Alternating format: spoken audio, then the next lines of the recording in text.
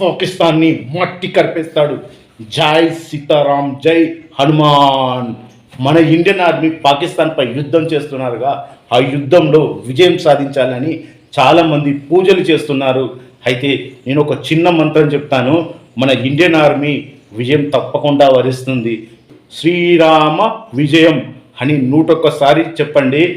మన Indian army మన హనుమంతుడు ఎలా లంకను తగలబెట్టాడో అలా పాకిస్తాన్ని మొత్తం తగలబెట్టేసి వస్తాడు.